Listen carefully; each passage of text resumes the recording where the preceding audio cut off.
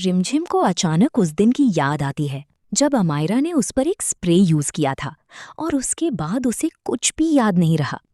अमायरा और बुआ माँ घबरा जाती हैं क्योंकि उन्हें शक होता है कि वही मेकअप फिक्सर स्प्रे रिमझिम को बेहोश करने के लिए यूज हुआ था।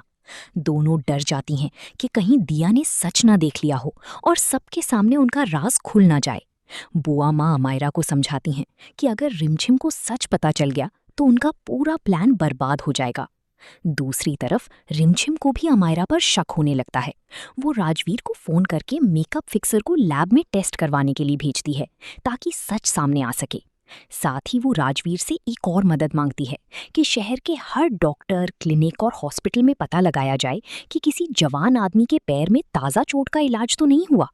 रिमझिम को लगता है कि कार्तिक इस राज की सबसे बड़ी कड़ी है और उसे ढूंढना बहुत जरूरी है। राजवीर और घर वाले भी कार्तिक को ढूंढने में लग जाते हैं क्योंकि उन्हें यकीन है कि वही रिमझिम की आंखों से सच्चाई का पर्दा हटा सकता है। इस बीच राजवीर और रिमझिम के बीच मजेदार नोकझोंक भी देखने को मिलती है, जहां दोनों एक दूसरे पर टॉन्ट्स मारते नजर आते हैं। राजवीर रिमझिम को वार्निंग देता है कि वो किसी नए प्लान में उलझी हुई लग रही है, जबकि रिमझिम उसे सीधा अमायरा के पास जाने का मशवरा देती है।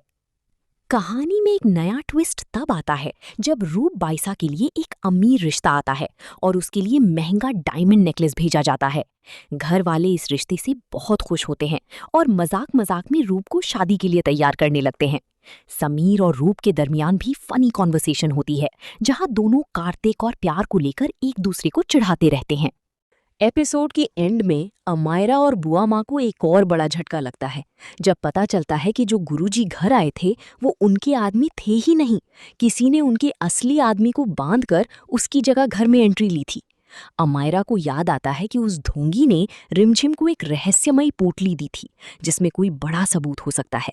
अब दोनों हर हाल में उस पोटली को ढूंढना चाहती हैं क्योंकि अगर वो रिमझिम के हाथ लग गई तो उनका सारा सच सबके सामने आ जाएगा।